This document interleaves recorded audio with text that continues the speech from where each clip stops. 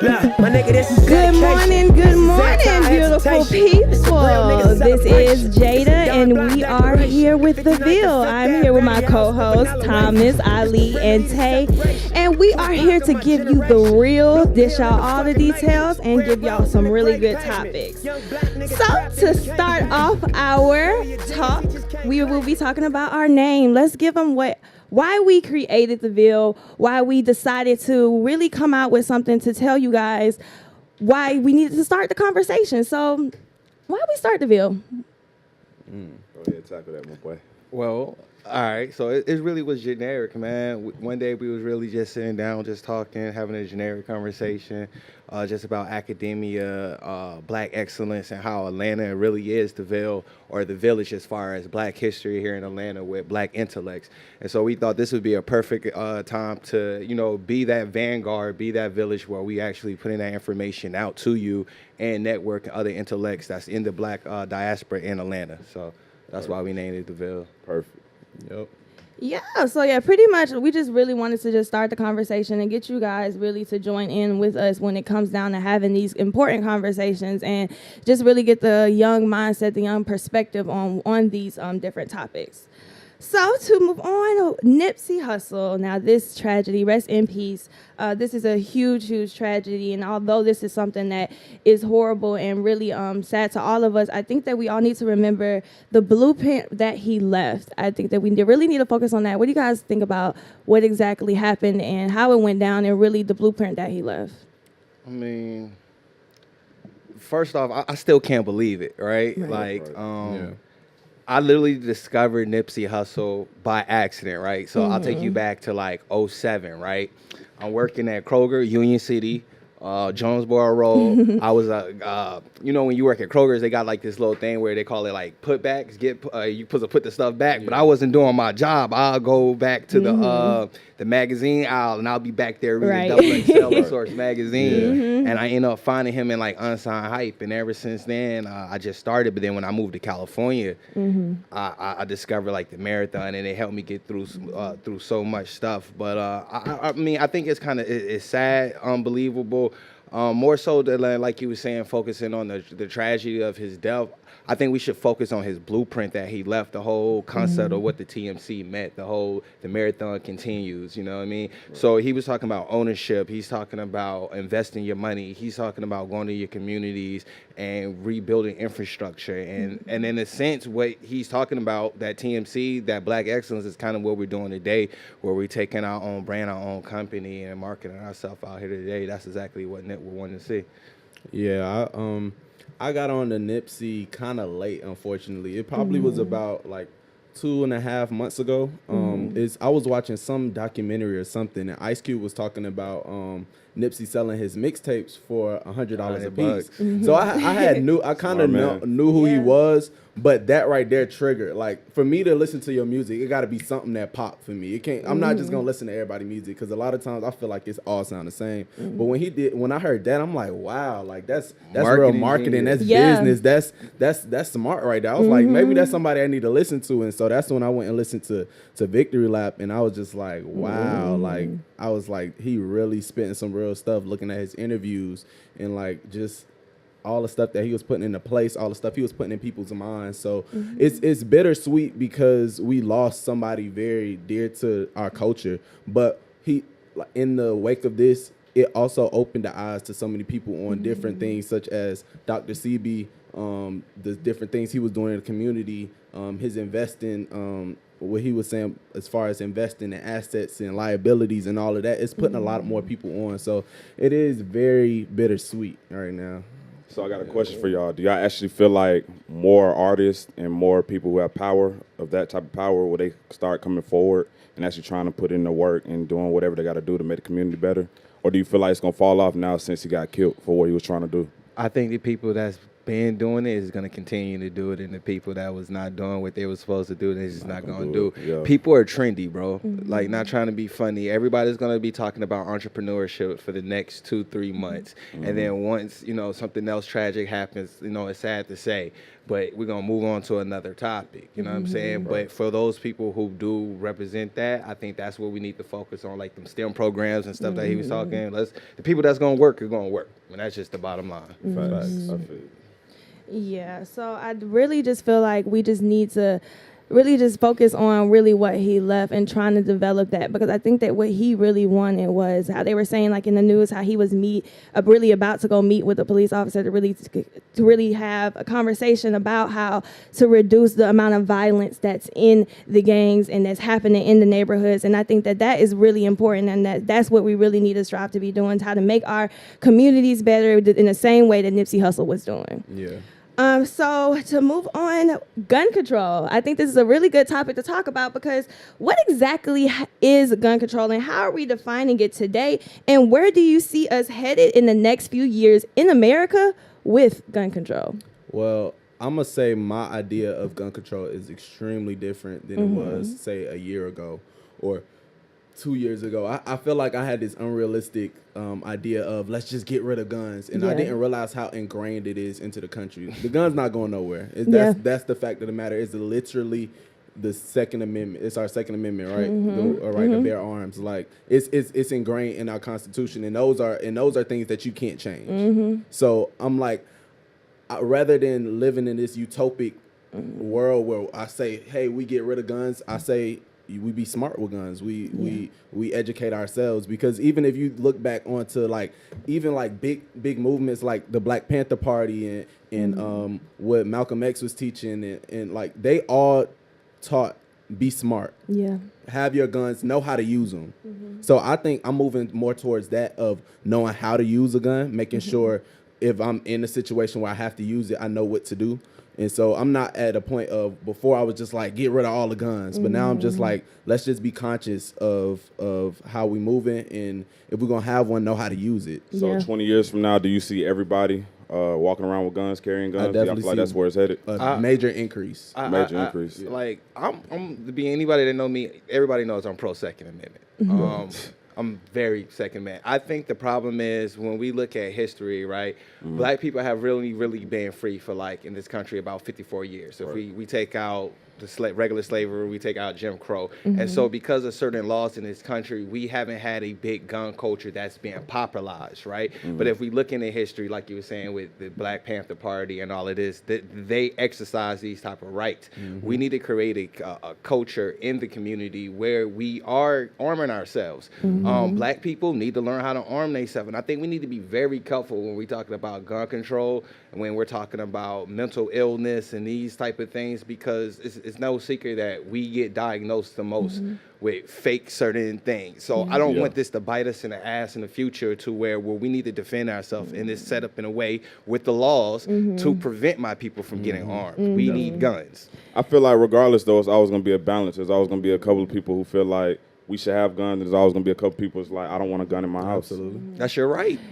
And although it is a right, I do think that you have to also think about the aspect of the guns are getting into the wrong people's hands. And you have to understand that it's really ridiculous that it's easier to go get your gun license than it is to go get a driver's license. And that to me says a lot. Like that really says the fact that it's really easy for anybody to go out and go get a gun. And that's not okay, because it's getting into kids' hands, it's getting into people who have mental issues hands, and they're killing individuals. That is pretty much mass shootings, and that is what my problem is. I think that there needs to be a different way that they are going through with individuals getting their gun license. It needs to be more rigorous. It needs to be more strict. It needs to be something to be able to at least get the guns out of the wrong people's hands. But the only thing with that, with making it more stricter, when they start to make stricter laws, they tend to skew it towards that's what I was getting at. So I say make it hard to get the semi-automatics and stuff like that. That you don't need in the everyday. You're not hunting deer with a semi-automatic. I'm sorry, I don't believe you. So like with stuff like the that, law too anyway. So like with stuff like that, I think it should definitely be way more stricter laws. With the handguns, maybe they could add something to it. But I definitely feel like I'm scared of whenever they start implementing laws and stricter laws, it get a little skewed sometimes. And also another point I want to say of, like you was bringing up kids, I think it's very important for us to teach our kids about guns early. Like my mom was a police officer when I was in the 5th grade, and she sat down with us. She was like, hey, it's gonna be a gun in the house. She sat down, she broke the gun down on the table, had us touch it, had us feel it. She was like, never touch it again. So what? So that at that age, that got the. I was in the 5th grade. I was in the 5th grade. I think And she sat. Even my little brother. I'm the oldest, so my brothers were younger than me. But we all felt the gun. We felt the different parts. Yeah. She let us hold it. She didn't have the whole thing together, but she was like, "Hey, this is how it feels. Don't be curious about this no more. Don't touch it ever again." And we did. So, I'm a vet, right? So I definitely know the importance of doing proper training. You know, handling your weapon, clearing your weapon. Things of this nature. Like you were saying, I don't think we need to ban semi-automatic weapons, because at the end of the day, I think you need to have just as much as what other people else have to defend yourself. However, when we do get to those higher levels of, let's say you are buying an AR-15 or you're buying, a semi-automatic weapon, I think there needs to be maybe a month or 2 month class, because I know regular soldiers who were non-combat. The military only gives you 2 weeks of basic rifle training. That's it. Unless you're combat, you're not breaking down no weapon systems. You're not getting in depth into a science. Let's just be the real. You know what I mean? As a scout, I literally broke down every weapon system, and that takes weeks and months. So it should be no reason I could just go in the store 30 minutes later and have a gun and ammo. You know what I'm saying? That is crazy. And I look at it as, but like you said, I think in the future we are going to more carry, and I think it's a deterrent. Because like I was telling y'all the other day, I ain't never seen a mass shooting in the gun range. Yeah. But see, I don't know, because sometimes I feel like it's a deterrent if everybody had a gun on them, but also I feel like it just gives somebody else another reason to rob you, you know? I'm going to rob you when everybody got a gun?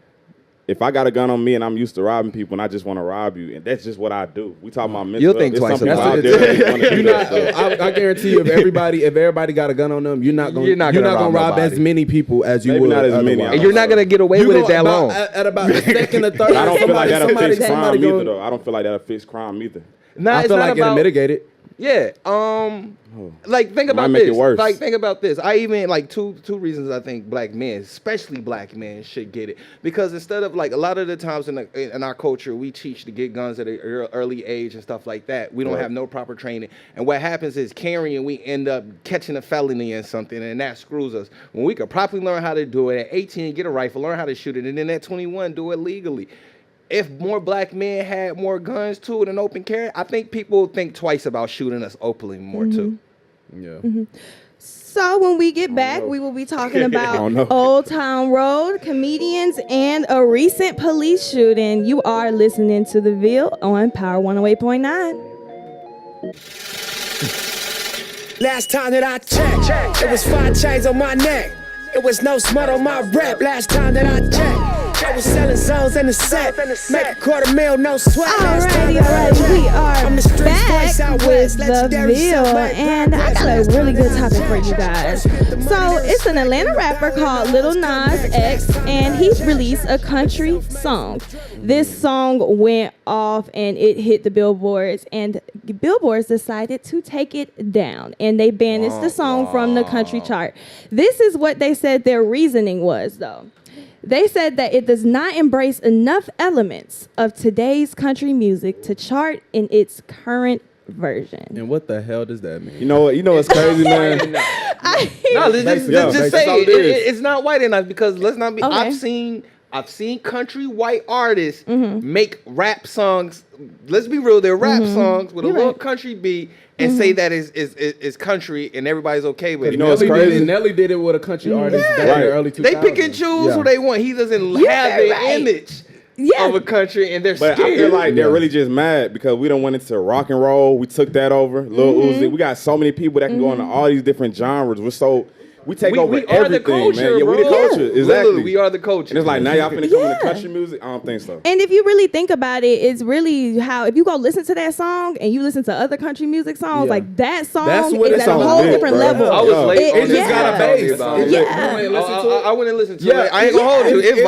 I ain't gonna ride to it. Yeah, Yeah. I will. I'm riding. He got Hannah Montana Daddy on there. Yeah, Billy Yeah, Ray Montana. Cyrus. Yeah, Yeah. that remix was fire. And then I think that it was also cool how Billy Ray Cyrus went in and said, "Okay, Yeah, I you know, I'm definitely gonna do respect this song that. with you. So let's now see what Billboard's gonna say about this. So now that we have Billy Ray Cyrus on this, let's see what they're gonna. No, let's they see if still they're not gonna take it gonna down fuck with it, now. but- In y'all opinion, y'all don't think they still gonna mess with it? I don't think I they're think gonna it's mess gonna with it. get a little more. It gave him another boost, which I think was I do appreciate that. But I don't think they still not gonna put it back on. Nah, that's They're not gonna put it back on.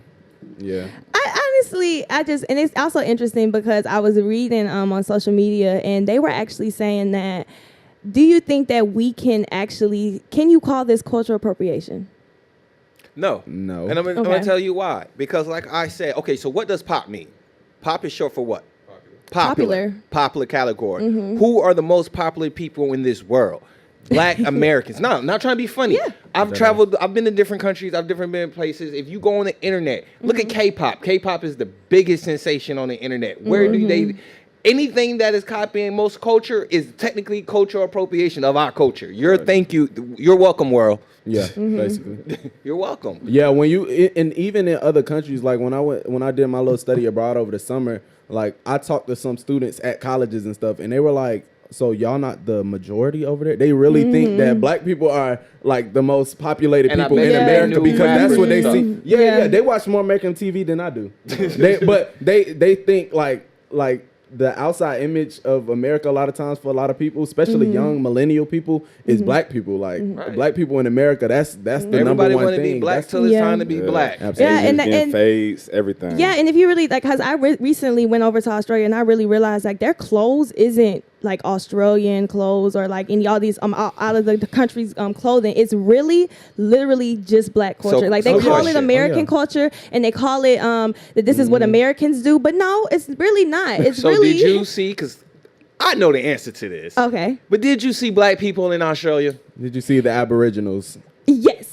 Can you tell people what Aboriginals are? Okay, so Aboriginals are pretty much people that look very much so white, but are considered black. So what happened in Australia was basically their blackness was whitewashed out, and pretty much they were raped to the point to where all of their color was gone. So pretty much a black woman was raped over and over and over again. So her children got so light to the point to where the blackness was gone, and they look literally white. You can Well, you look mean this over up. generations, right? Over generations, yes, definitely over generations. But if you look this up, go look up Aboriginals in Australia.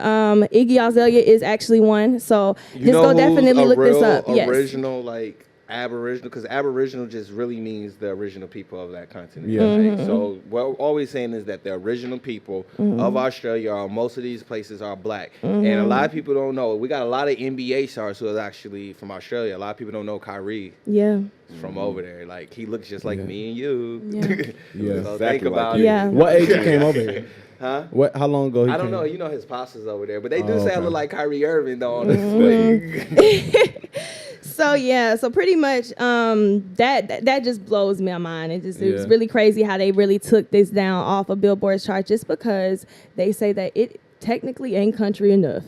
That's So- crazy because it's crazy too because like when Miley Cyrus wanted to be black for 6 months for a year and a half, she was on our chart. Exactly. but hold And on. she ain't getting nothing Exactly. taken down. I'm glad you said that. Yeah. So this is okay. So this is my problem when we get into that. The black people, we're so welcoming We of are. everybody else. We're like, hey, okay, Post Malone, Iggy. Y'all want to come rap? Come on. And then when they get popping and then they run off, oh, we're not rappers. We don't associate. Our problem is we'll allow everybody to feed off our culture, and we don't control and dictate what happens in the culture. Yeah. Yeah. And that's a problem. We Yeah. need to start controlling the narrative. And who comes in Yeah. too? Yeah. Like, hey, bro, you don't represent our country. I mean, not our country, culture. but our culture. Yeah.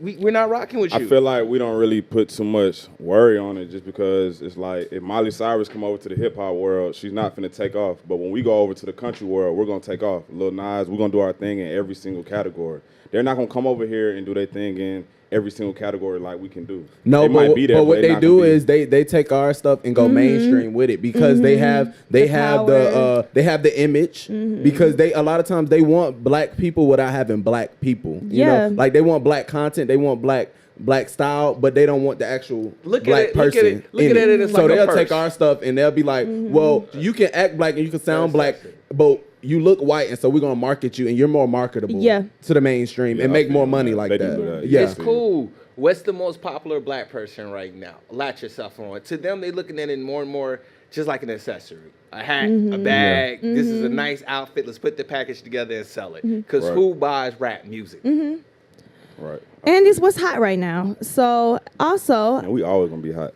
So this is an interview that Chris Rock ended up doing with Vulture magazine, and he pretty much said that he stopped doing shows at college campuses because they are too conservative.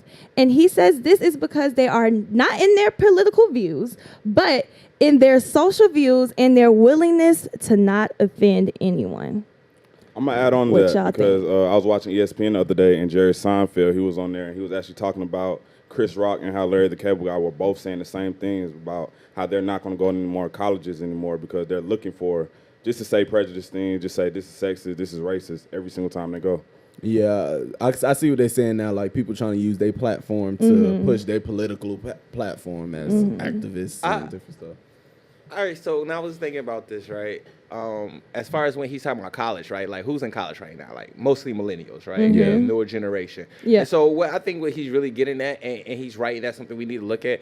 This new generation are too sensitive, bro. You cannot say anything. I get it. We need to correct certain behaviors because certain behaviors can be toxic. We probably have to go through that process just to get it done. But not in comedy, though, bro. Like, not in comedy, nobody's exempt. When you step out of comedy and you go into the real world, you got to learn how to check that. We're trying to get over racism, get over all this bullying. It's people dying over, killing themselves over bullying, just over little things that you're saying to them. You got to learn how to stop doing that. I understand it's a sensitive time, but you just got to get with it. But if we're talking about PC and comedy, that's crazy. You should not be able to. My main problem with it is you should not be able to restrict anybody's creativity. I feel you in comedy. You shouldn't be able to. Yeah, but you have to understand that even though when you're not supposed to be able to restrict anybody's creativity, you have to understand that certain things do become offensive at a certain point, and where do you draw that line? So don't go. I get that. Yeah, don't go. But you have to understand that certain stuff. I do believe that certain stuff does need to be off topic. Doesn't need to be a topic just because of the fact that certain stuff just has a certain level of sensitivity to it, and you have to understand when you can actually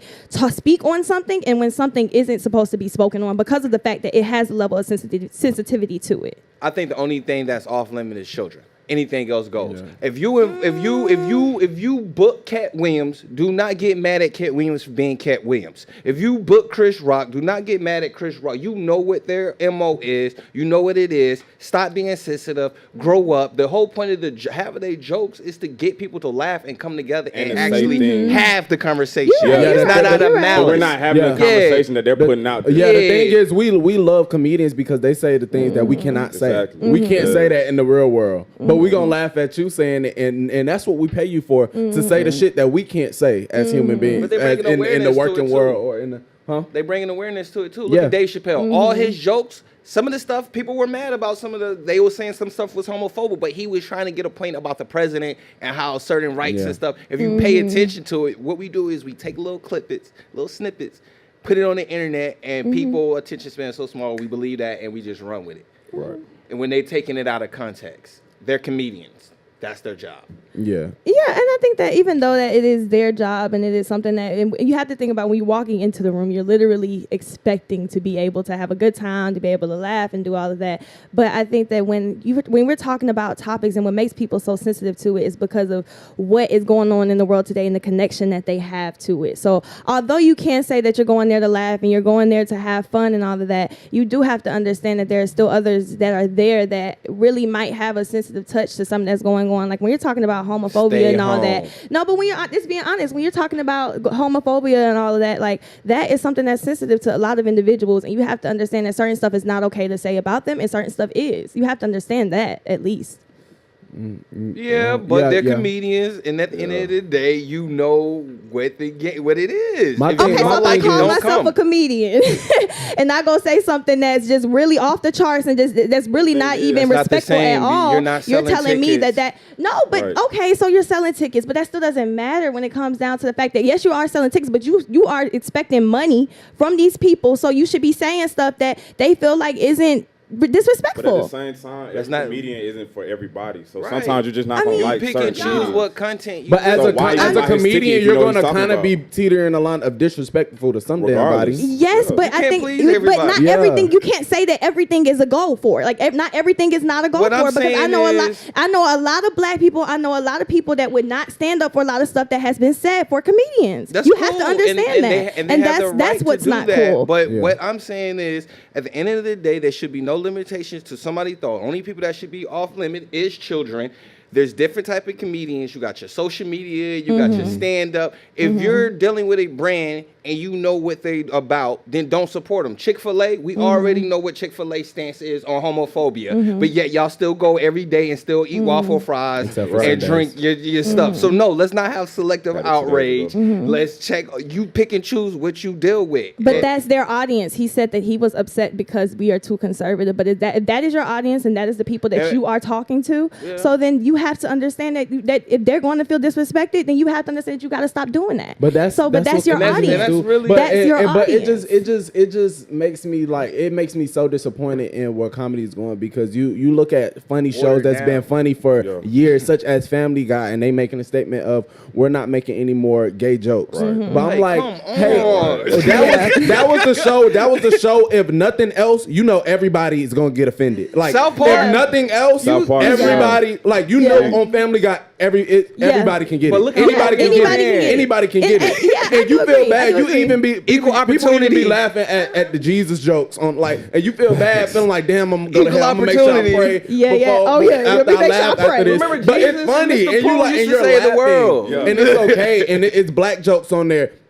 It's woman jokes, men jokes, gay jokes. It's a lot of different jokes on there. So I'm You're like, right. don't limit it and don't cut it off now Yeah. because some people feel uncomfortable. Like we all feel uncomfortable a little bit laughing at it because they have some stereotypical jokes But in look, there. we're having Long a as you're- conversation. As long Yeah. as you're not You're inciting violence and hatred. If you're not inciting hatred and violence, That is then true. I don't see nothing wrong with it. Now, if you saying some Yes. bigotry, like if you saying they need to be killed or what's going on with Yeah, all yeah, that, out of then malice, that's a out of problem. But if you making a joke on like a stereotype that people have, not to incite that people are stupid or something like that, but like, come on now, like everybody. And it's That's Atlanta. why we pay Yeah. comedians. We Jones. That's why It- we it- pay you're comedians. Shown in bro. Atlanta, bro. You're right, but we're saying that, but yet he still specifically took college students And that was his fault too, and because said that we are too conservative. and that's his fault too, because at the end of the day, let's be real. Who's in college? Let's look at the age group. That's really not his age group. it's not. So let's Right. be real. They're gonna be.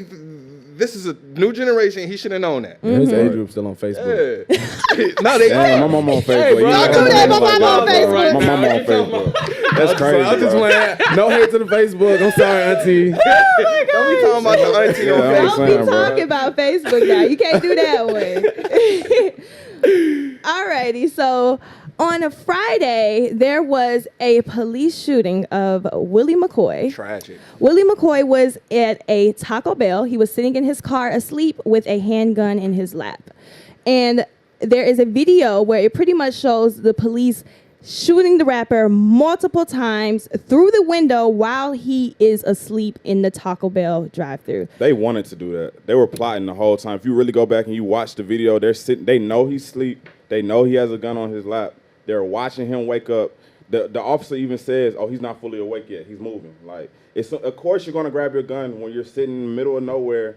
You protecting yourself and you sleep in the car. Of course, I'm gonna put my gun on my lap and I'm gonna sit it there. When you sneak up on me, it's nothing but police lights around me. I'm not. My first thing is not, oh, it's police around me. I need to watch out. Like nobody's thinking that. All you thinking about is your safety. You see lights outside your car. You see people around your car. You gonna grab your gun. I wouldn't even go as far as saying like the first thing to do is to grab your gun. Just waking up in general, like you just like Like the first thing you do is like grab whatever's in your lap or like just like move. Like he had no time to do anything. You can tell in the tone of their voice and how they were talking. Like they knew what they were going to do. They wanted to shoot him from regardless. It was no way with those 2 police officers that he would have made it out of there alive. It's no way unless he just woke up and had his hands up like when he woke up. Not even that. Like they were looking for him to move. Like I don't even think he grabbed his gun. Like he probably just moved his hand or something like that. But like at the same time, dude is waking up in the middle. He sitting is in the waking car. up. Sitting in the car. Like, Sleeping what in the do you car. expect? Like you.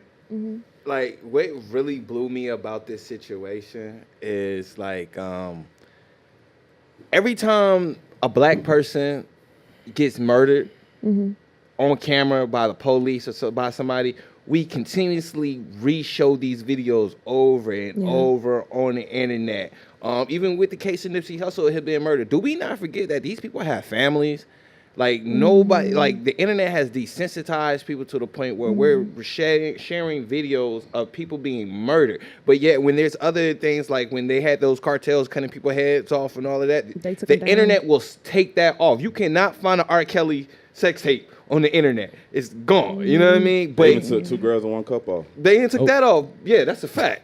But I can go on the internet right now and type in black man getting shot, and it's gonna show up all over there. And I think that's crazy. Man. But you have to think about also the fact that a lot of reason why social media got so hype is because it also spreaded the word, and it also got people to know about certain stuff that we would not have known about otherwise because they're not putting them on the main media outlets. So you have to think about, although it shouldn't be like these full video postings of it, but that's the only way we really find out about that this stuff is even happening in our world today, because they're not going to go put it on CNN. They're not going to go put it in on Fox News. They're not going to go do that. So most of the times, the only way we really hear about this stuff and really hear the true story is through social media. But I agree. It's a double-edged sword because a lot of times, because I've heard people say like, before all of this racism been happening lately, like they think racism like happened in like 2000, like right after Trayvon Martin. They think that's when racism really started to happen. But no, it's been happening before. We didn't have the technology to record it and post it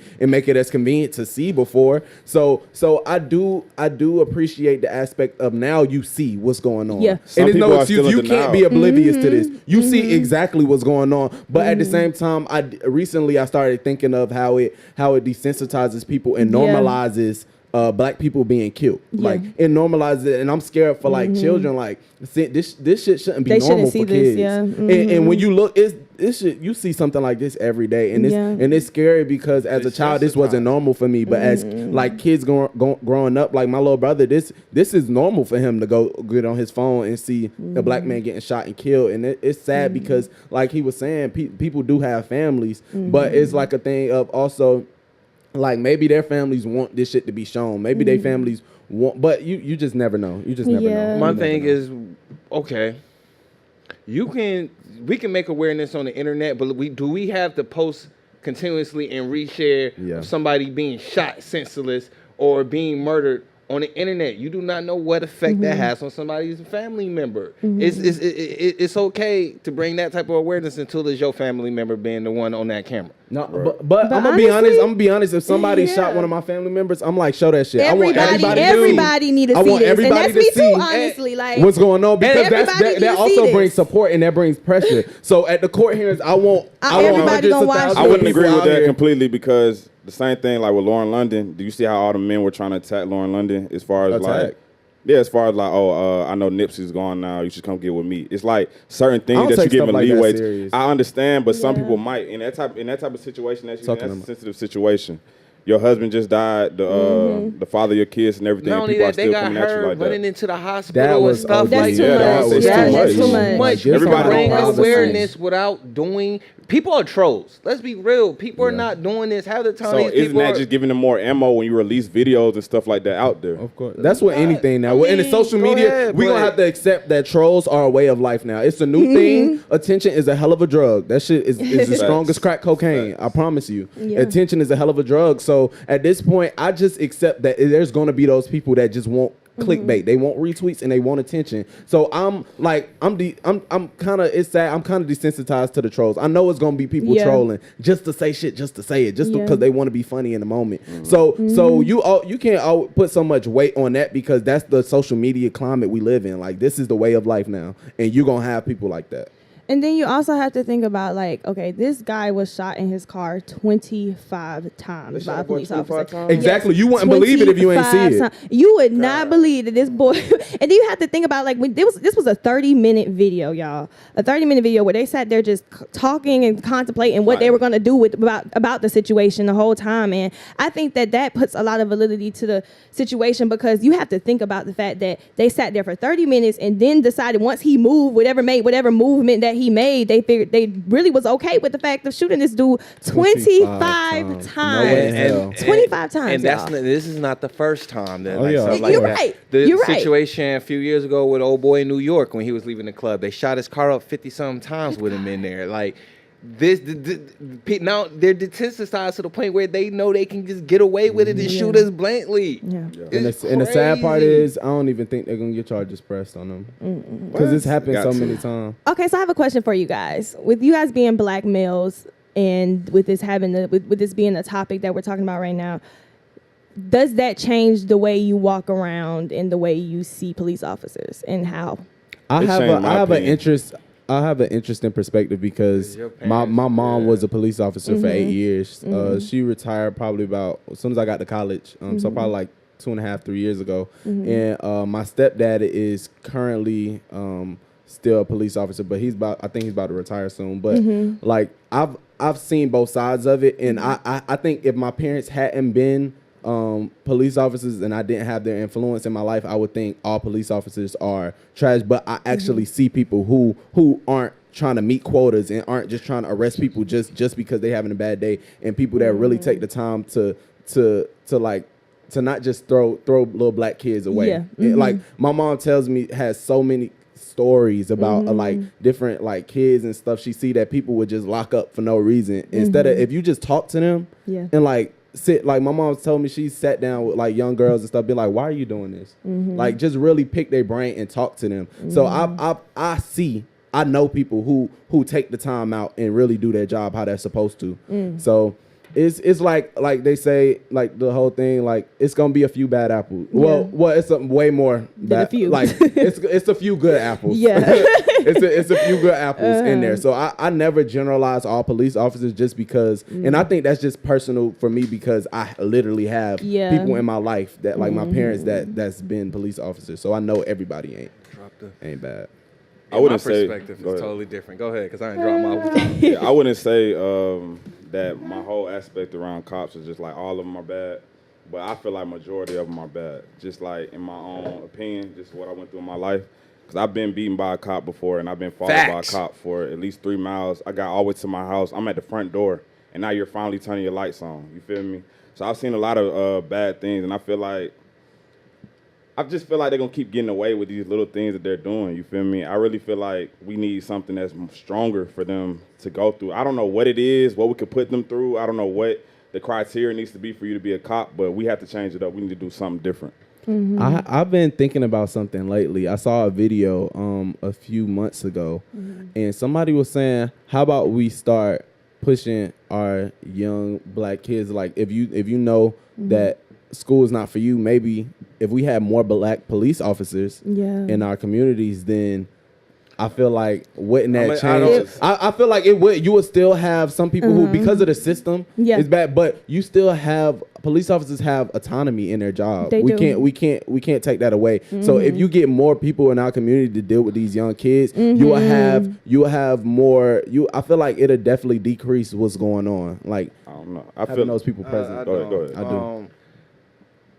I honestly, like, I don't. So my thing is, coming from like the inner city, I've been beat by the police. I've been harassed. We used to have a car that used to come through our neighborhood on flash shows. Every time he came in, we literally used to have to put our hands on the car, go through it. So I've been harassed all my life by police officers, right? And the unique thing is, if you live in Atlanta, most of the police officers are black. So it's not a racism thing. It's more so of a classism thing, but it's a system that's the problem. And so your parents, exactly. I could,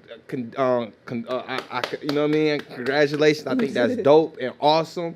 However, trying to integrate in a system that's not for you is not going to change anything. But I feel like that's the first step to trying to change it. Yeah. But you don't think your mother and your father were the first people to come up with that idea? You don't think I think we could postally, that's why I said we need to get guns. We can learn how to protect ourselves and patrol our own neighborhood. We do it now in Atlanta.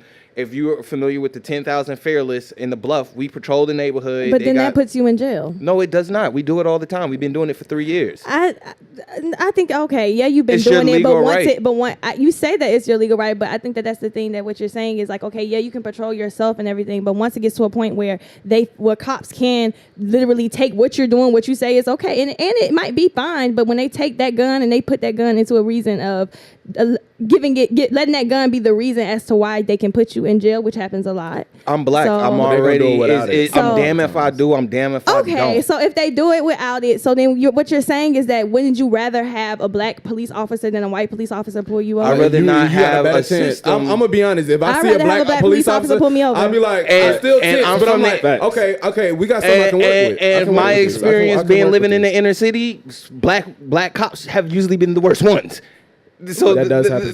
this is We Atlanta, so experience I don't care if you're black or you're white, you're Hispanic, you got a badge on. But don't You're part generalize of the that. Don't system. generalize that. Because you're generalizing right now. What You did I? cannot No, I did generalize not. I said this. I said I do not judge cops individually on their character. I said, Okay. Boom. However, overall, the system is corrupted. So no, I'm going to address you. The system with, itself. Yeah. Yes. the system is. But So when the I'm system- dealing we're talking with about you, an individual. We're I don't talking care. about changing the individuals that are the ones being putting the kids in jail, the ones But putting the black people in jail, they're the ones. not going to change it. So you need to change the But you, criteria that they're okay. doing. So why do you say that that's not going to be changed We've been as a black doing- you person know- that's in?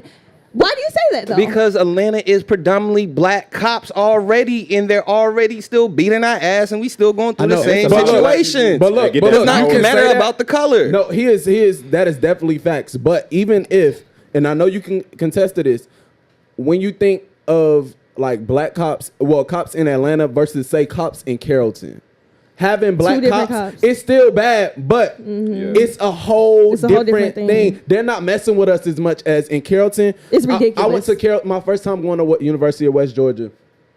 On my way to my friend's apartment, I will never forget this. I saw you black, stay out of West Georgia. I saw 4 black men arrested on my way, getting off the exit to in like I would say maybe like a 7-minute time span. Yeah. Like doors open, handcuffs on the side of the road, on the curb, sitting down. Like my friends have literally told me I was walking with my book bag and like thank God all I had was I had a charger, but they made all of us sit down on the curb, checked all of our bags, and questioned us and interrogated us. I feel like you don't get that. You don't get that. I know, but I feel like you don't get that as much in Atlanta. I'm not saying I'm still not saying that is right. But I'm saying when you, I see the difference between when it's more black cops and when it's more white cops. I would trust if it's more black cops. I've seen a lot of black cops. Like it's a lot of black people that get that power and they don't want to help anybody else. And that is true. They just want to stay up there. And they're like, I made it. I'm good. This is an elitist city, man. And that could be another conversation we could have another time where we talk about the talented 10th and all of that. Because this is a perfect example of a city that represents a talented 10th. But growing up in the inner city, living in Atlanta, living in College Park, living in these communities, and going to these places, I'm not caring about no lesser evil. What's wrong is wrong. You know what I mean? And I've seen work in the city where we could patrol our own communities, and we've done it. And the Black Panther Party were the first people that laid that blueprint, and people are doing it today. I just think when we do it, we get considered or we get looked at as dangerous and everything else. But when you got white militias right now patrolling the borders, that's their legal right to do that. So is it not my legal right to protect my women, protect my children, and protect the people that's in my community? We're not saying nothing wrong with that. Not saying. Oh no, I know. No, she was just saying like we shouldn't. I mean, I get what she's saying. Like, oh, it may tie into that, but I feel more comfortable with us being properly trained and stuff like that. But why can't my thing is it'd be better if we do both. That's all I'm saying. I mean that's cool. So, we could. Alrighty, so we obviously got a lot to talk about this, so we just gonna move on to the next topic. So apparently, Georgia has now passed a law where abortions are banned after 6 weeks of conception. It used to be 20 weeks though, right? Yeah, it definitely used to be 20 weeks. And this, just to put a little tad bit in there, a little note in there for you guys, this will be the strictest abortion law in the entire country. And pretty much this will be a thing where it will be banned for you to get an abortion before some women even know that they are pregnant. So what y'all think about that? I do feel like it's kind of a problem that we moved it down to 6 weeks. But at the same time, I feel like 20 weeks is way too much. I feel like you should decide on if you want to have your child by then or not. But at the same time, I'm not the one having a child, and I'm not in their head, so I really can't put a time limit on what it takes you to finally settle down and be like, all right, I don't want to have this child, or I do want to have this child. But I feel like 6 weeks is a way too low because a lot of people don't find out until like 4 weeks. Mm-hmm. And definitely, I think that it's definitely way too low. But I think that it's all just a tactic to be able to ban abortions, like in general. Like, I think that's just their way of just being able to make that legal, the way to ban that. So I think that that's what that is. I don't think that it's a thing where they really even care about the 6 week thing. They just, I really feel like it's just a way to ban it in the whole abortion in general. It is not to limit it by the week thing. I think because if you think about it, 6 weeks. You're not even able to know about conception until after 2 weeks. So this is a great example of though why it is important to go and vote on local levels and state levels, because what the Republicans have always been good at, and you have to respect it, is they know how to make votes go out and exercise their rights to get it. They've been trying to reverse Wade for years. What's what? We can't do it on the federal level. However, we can control what happens in our state, and they're within their legal rights to do what they have done. If we were, that's how we had to be when we're voting for rights. That's why I say, like, even with the police stuff, we got to be careful. We got to vote for laws that's going to help benefit us. And if we were voting and we was aware and we was politically inclined to paying attention, we could have avoided this. Yeah, we definitely could have, because we definitely need to understand how important our vote is and how important that actually does change what we want to be changed. You have to think about that. Like, although I'm pretty sure that most of us probably didn't even know that this was happening and that they were changing this law. They move in silence now. Yeah, that's they one move. thing about it. One thing about it, they definitely move in silence. Action. And the governor is really behind the movement too. The governor is behind them. So. Because that's a Republican traditional value. It definitely is. And not to say that I'm not saying that I'm on any side of it, but I just do believe that that should have been a choice that the people should have voted on. That should have been something that the people should have definitely voted. Somebody voted, but it definitely wasn't us. But it should have been something that we should have been involved in. It should have been something that was all over social media. It should have been something that was known, because if we don't know that they're trying to change these major aspects of our lives, then how do we make a change in it? And my big thing is, it wasn't, I'm guaranteeing that it wasn't mostly women who voted for this. And my thing is, like, you're controlling what a woman can do with her body. Exactly. As a man, you never have to make that decision right there. You never have to make that. You contribute to the conversation, but you never have to make that decision. So the thing of, like, it's all these, like, white males who petitioning for this, and they so gung ho on this, and you're not the one carrying the child. How are you making this decision on another woman? White males. It's not. But those are the ones a lot of times who's voting Republican. It's not just white males. It's wrong to generalize. Right. But I'm saying in the aspect of voting for Republican wise, those are the people who are. And black Southern men and when I see on it too, the same way. But what I'm seeing a lot of times is when people are talking about it, is usually white males who's talking about the abortion thing. Even when I've seen people protest, like being in Georgia State, you see protests all the time. I saw a bunch of white males saying, like, having their signs walking through campus and stuff like that. But I'm like, you're not the one. Like, I could see if women were coming together and saying this, then that's y'all have to that's and y'all they probably body, were. You know what I'm saying? Like, there probably are multiple women out here that are saying no, but I think that I'm not saying that it's pro-abortion or anti-abortion. That's not what I'm saying. I'm just saying that I'm pro-choice. And that's the thing. Like, it's up to you what you want to do with your body. It's up to you how that happens. And I think that it's for you to make something illegal, like that brings it to a whole different level, because you're pretty much saying that unless you find out between 4 weeks and 6 weeks, then you're just not able to have a baby.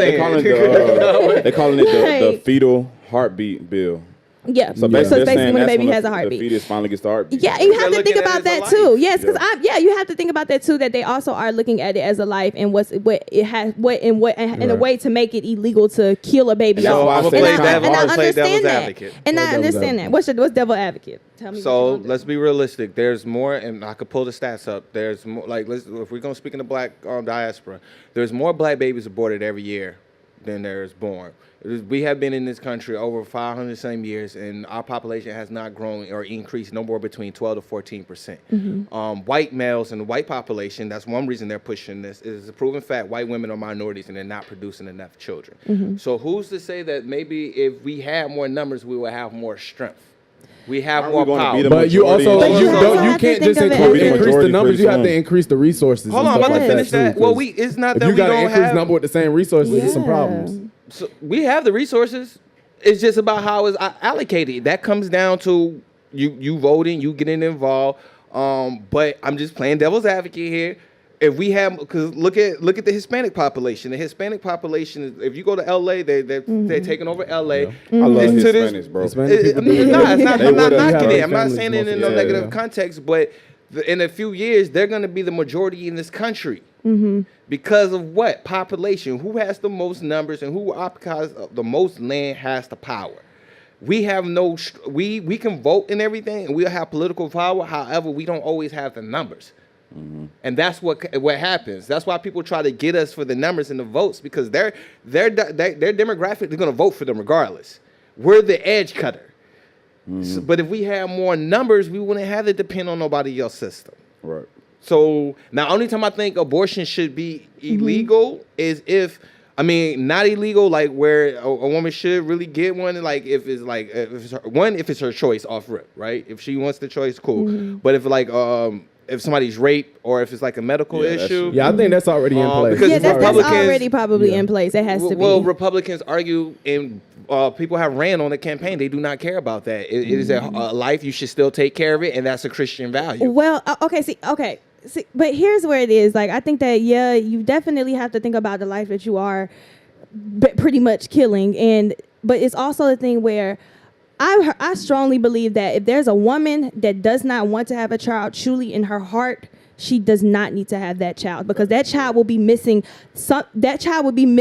a really key aspect in their life that they will need. And that's my thing. Like, I've seen, you have to understand that when you put kids in a situation that's already dysfunctional, that really does a lot to that child, especially at a young age. So my thing is, if you know in your heart that you don't want to have a child, it should not be illegal for you to go do that, just because of the fact that you're putting a child in a really bad situation to me. Like, to me, that I just wouldn't. I can't see that for a mom to not want her child. That says a lot. But listen to what I'm saying. Like, for a mom to not want a child itself, that says a lot, because one of the most important things that'll make a woman happy in this world is her child. So for you to not want that child, that says a lot in the first place. So you need to go ahead and do what you got to do, because you should not be putting your child into a situation to where he's going to have to grow up without, he or she has to grow up without that key aspect in their life. I think the thing with me was I started understanding how important like a life is, how important a baby is. So it's not something that's like this little thing. Like, I think more about the baby's life and the quality of life. If you know you don't have a support system for this child, if you know you don't have a support system, not just financially, but like otherwise, or vice versa. Like, if you feel in your heart that you can do it, I can raise this child and I can make sure this child has everything they need, then by all means. But if you feel like, hey, I don't know how the hell I'm going to support a child, I can barely support myself. If that's your reality, and especially if you don't have, some people have different situations. If you don't have the support of the baby father, or you don't have the support of like key people in your life that you need to have the support of, then that's just, I feel like that should be a decision you can make. But if you know these things and you know you ain't about that life, why are you having sex? I'm not gonna tell you. I'm not gonna Period. say that. But yeah, that's what I'm saying. Yeah. Like, don't put yourself in this situation. And If your that's ass, We how can say it that is, till yeah. our face turn blue, but that's not But that's not reality. reality. Yeah, that's because people are. Well, and then too, I look at it like a lot of these resources and a lot of these clinicals, that money. Guess who's paying for a lot of that stuff? We are. If you have a job and you look at all them little alphabets on your little pay stub, and you already single, you in college, you're getting your check, you ain't making that many hours, and they already taking stuff from you, and then I have to pay for somebody who wants to live their life carelessly and do whatever they want to do and get 7, 8 abortions. I'm not cool with having to pay for stuff like that. That's what I'm saying. Yeah, I definitely like it should. I definitely Should be think a that limit it on definitely it. gets ridiculous at some point. And I'm not saying that these babies' lives don't matter because I guarantee you that that's no way what I mean. I'm just saying that I just don't. I definitely believe that a child definitely needs love, needs care, needs all of these different things in order to develop and to be a really stand-up person in the community. So I feel that when you are pretty much saying taking that away from a child, you're pretty much putting them at a disadvantage themselves. So that's my whole thing about it, is I'm just thinking about it when a child grows up and becomes an adult and becomes a citizen of the society. Like, you want a person that's in the society that's actually helping it move on to be greater and to be better things, not really someone that's not someone that has came in and not someone that has came in and literally has to deal with all these other cards that they've been dealt in their life that they didn't even have to deal with because of the fact that their mom did not want them in the first place. Yeah. And then my thing is, you're going to end up paying for it eventually. Yeah. Like, if especially if you're in a case scenario where the parent doesn't want to have a child, like, and they're not motivated to you're gonna pay for that eventually. Whether you it's still gonna pay for it in some kind of way. In some kind of way, in some kind of capacity. Especially if that child is not supported in the right way, you're gonna end up paying for that eventually. Like, I'm not paying for nobody kids. But it's still through different taxes and stuff. Some people and make it different through, things. but the majority won't. But some people do make it through. Like, some people can come up. No, that's what I'm saying. You don't know what that child gonna be. Superheroes coming up from and that. that's why I never take it down to a financial thing. It's not always financial of like, if you don't got the money. If you feel like, hey, I can support this child and I'm gonna make sure I'm gonna bust my ass and make sure all their needs. Yeah, and my mom did it. It wasn't no goddamn cakewalk when she found out she was pregnant with me. It wasn't no cakewalk. But if somebody doesn't, but if somebody feeling their heart they can't do that shit, then she don't knew do she that, could. She that said shit there's is hard. nothing. Have She you ever felt in probably. your heart you wasn't gonna graduate or you couldn't do certain things? No. But you sucked it up and did it. No, I never doubted myself. I have never a doubted myself with choice. graduation. There's a lot of things I graduated, but you got that comes back to knowing the severity of what you're doing. That is a very important thing. Bringing More a life reasons not to is be very screwing out here that you life can't is- handle. and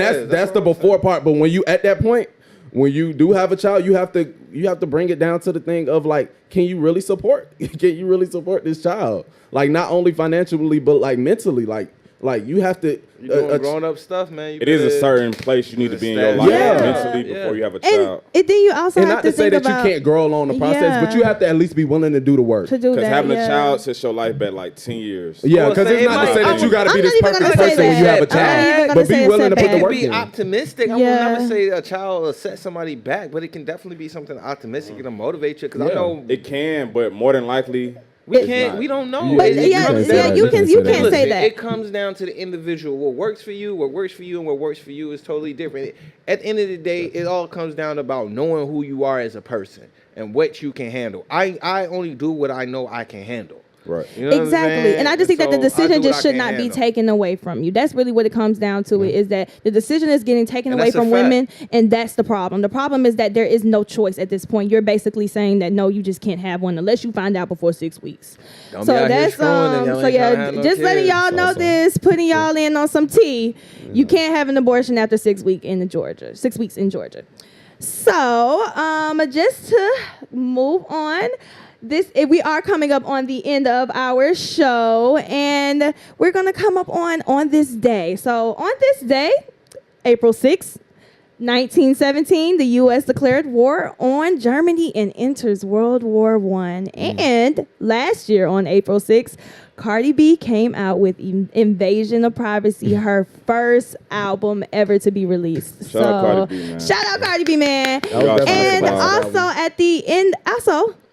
at the end of our shows, we are now going to do a viewer's pick. So we will be posting on our Instagram different topics where y'all can be able to let us know what y'all want us to talk about, what y'all want us to cover. What y'all want us to talk about? We need to get a little interaction. So stay tuned to our Instagram, which is at the Vill ATL. Once again, at the Vill ATL. And this is your girl Jada signing off. My IG is at the real Jada Dean. Hey, this your boy One Tay. My IG is _1 TAE_. It's your boy Thomas. Y'all can follow me on Instagram and Twitter at Thomas_Jones IB. Joaquin Ali, Instagram Prince_Ali. And we are the Vill. See you next week. Peace.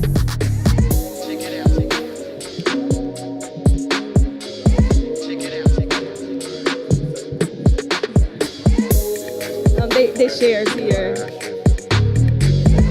Yeah, I shared this here.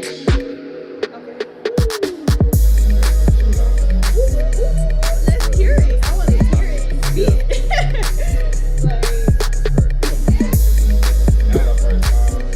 Yeah, it's still a couple points we gotta work out. But yeah.